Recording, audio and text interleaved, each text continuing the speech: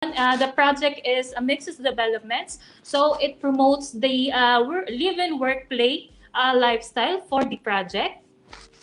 Next slide, please. So we'll just round down quickly on per component. So our office tower, so this is the tower facing EDSA. It has a total of 18 story for the office spaces. So this is purely for lease. And then we have the 13,600 prime office spaces. And we are targeted to have the strong workforce of 14,400 for the BPO companies, IT knowledge-based companies. Next slide, please. And we also have our three-level mall. So we have the variety of specialty stores, services, banks, and a retail shop for this level mall. Thank you. Next slide, please. And the next is the residential component. So this is what we offer in the market. So we have a total inventory for 159 units for our residential, composed of 17-story unit floors for our residential. Next slide, please.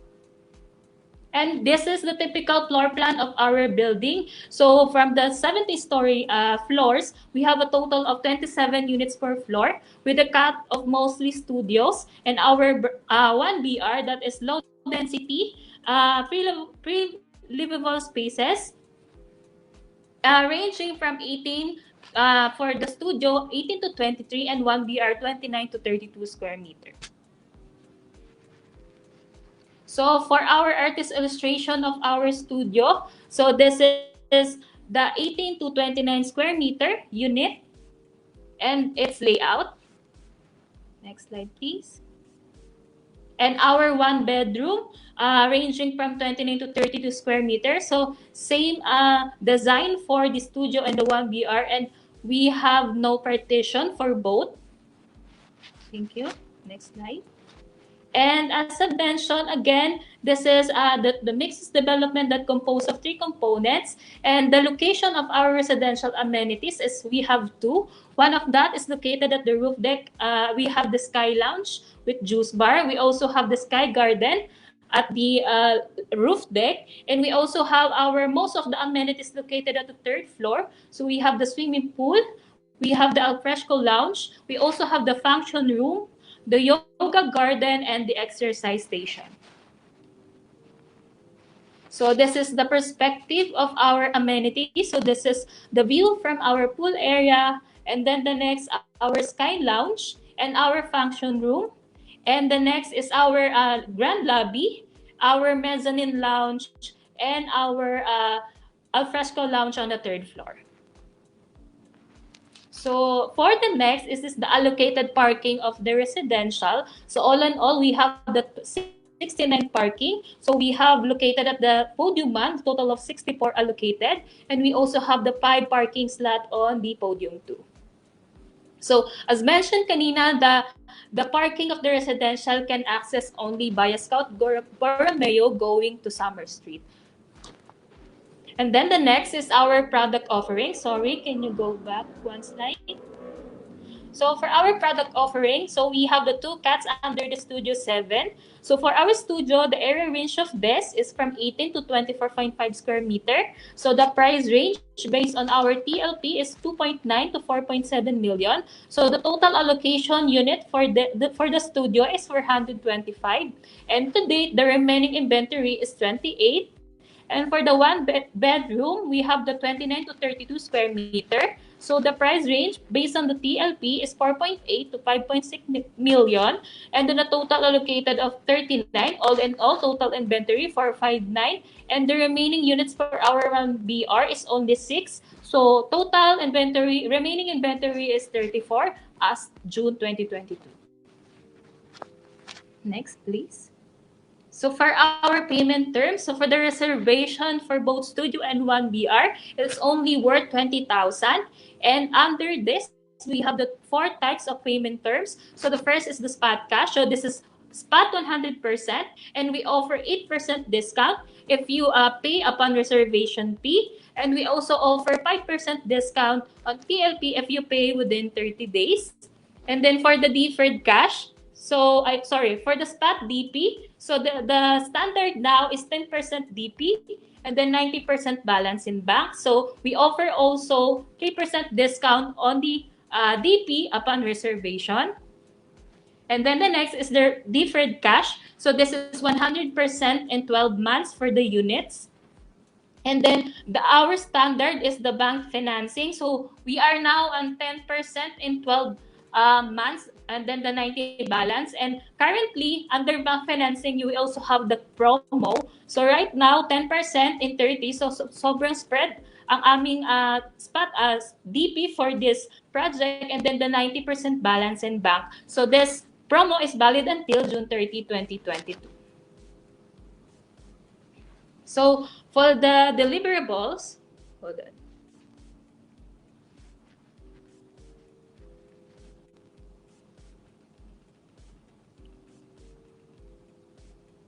So for the deliverables under the project, so for our living, dining, and bedroom, the deliverables for our floor is ceramic tiles, painted for the wall, painted finish. For our ceiling, painted rub concrete, painted finish. And we also have the provision for the entry phone connected to our reception area.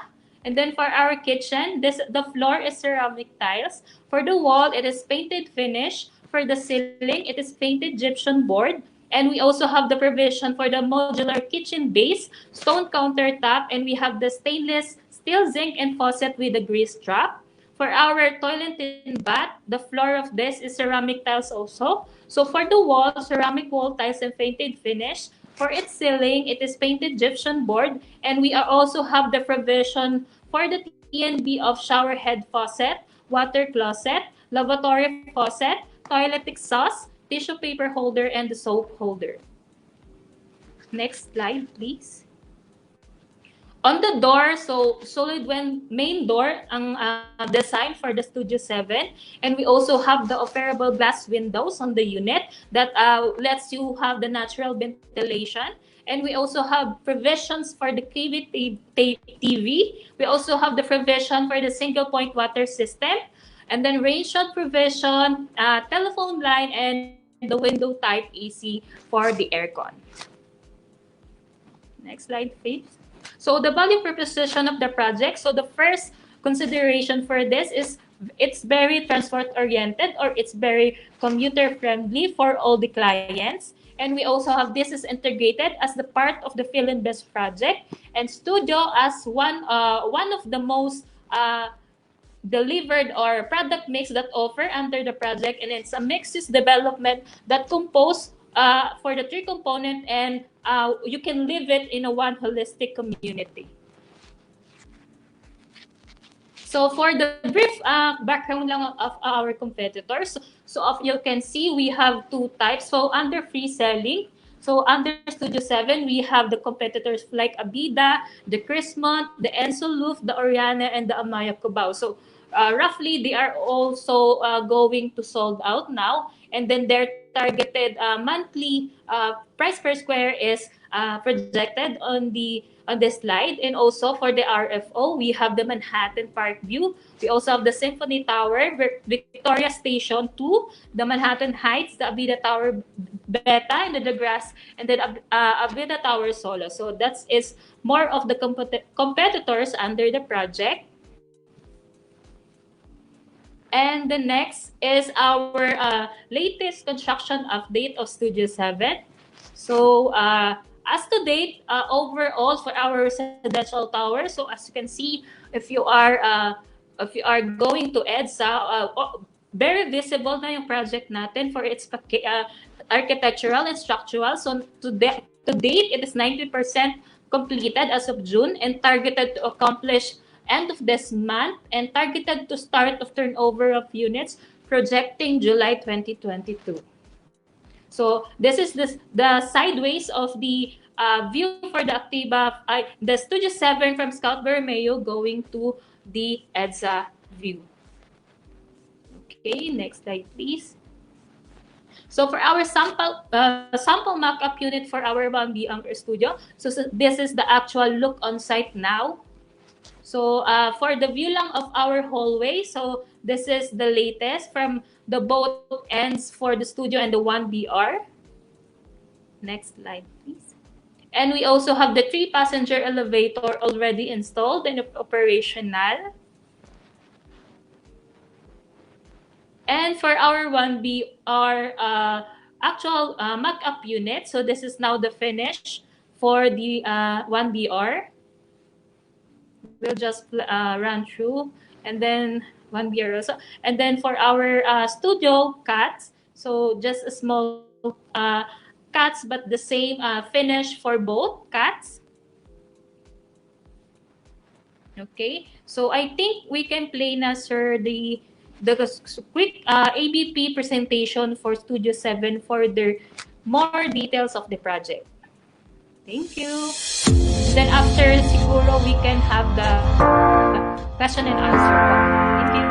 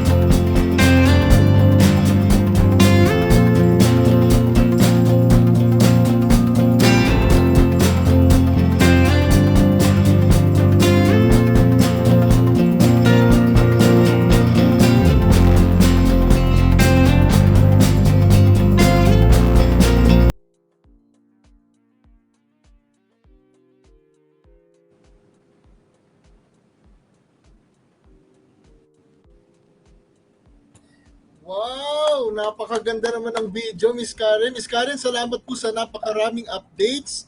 So, tignan natin dito sa ating mga viewers. Ayan, baka meron tayong mga questions po. Sige po, feel free po mag-question po kayo. Type lang po, type lang sa ating chat box. Ayan, habang iniintay, Miss Karen, thank you po dun sa napakagandang presentation. And ngayon ko lang na-realize, grabe, malapit na pala siyang i-turn over. Wow!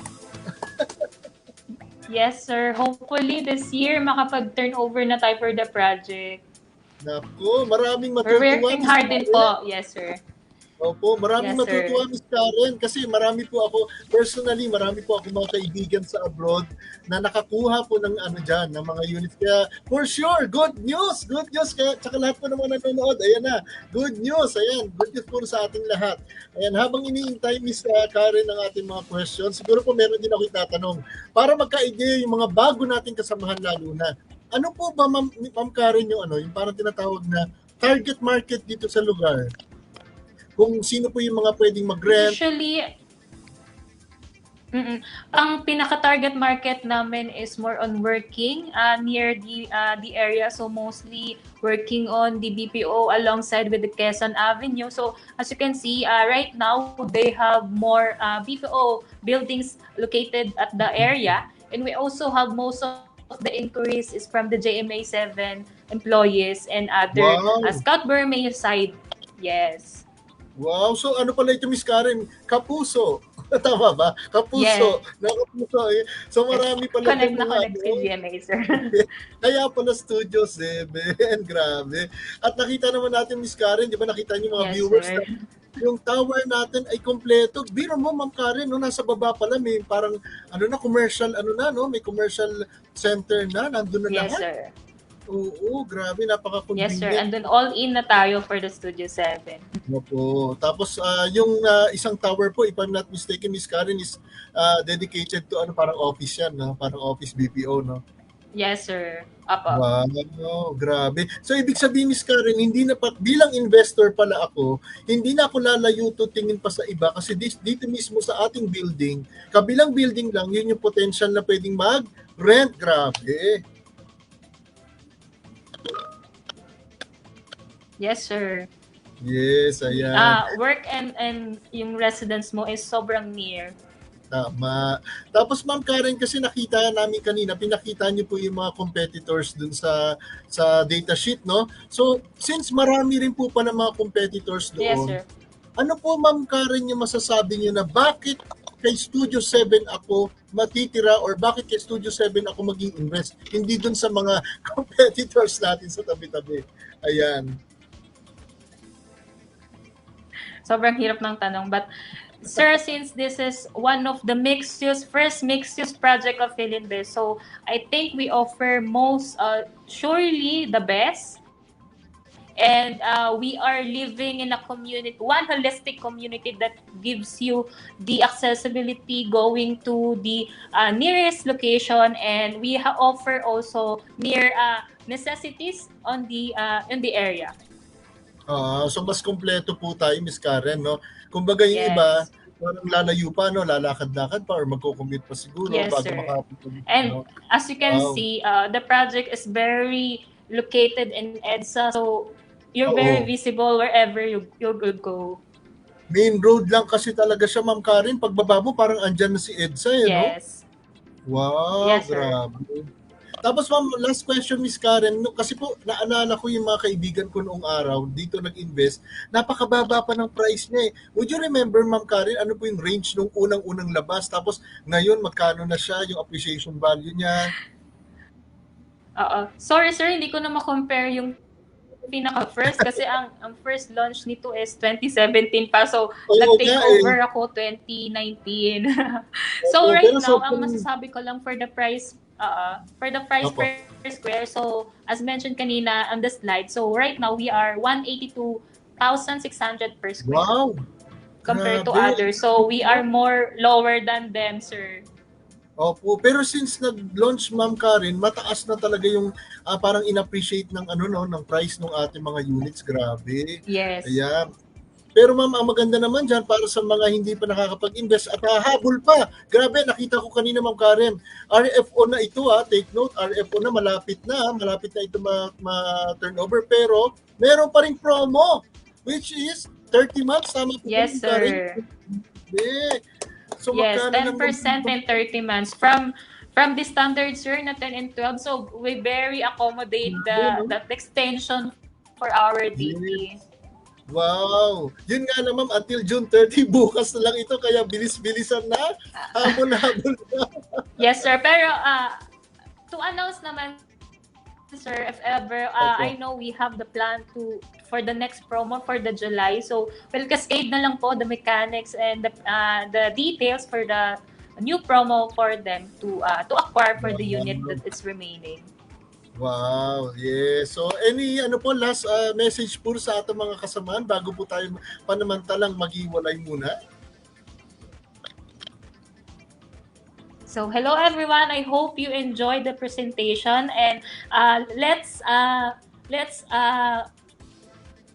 exhaust the remaining inventory for the Studio 7. So, as you can see, near RFO na siya and very good location of the project. So, I hope you are all okay, and I hope you can do more sales for the projects. Thank you, and keep safe always. Maraming ma'am salamat Miss Karen at sana po huwag kayo magsawa sa aming kaka-update. See you again sa susunod na mga updates ng Studio 7. Definitely po napakaganda po ng project na ito and worth sharing po talaga siya. Maraming salamat Miss Karen. God bless everyone. Keep safe po at sigaw ng ating mga kabayan sa buong mundo.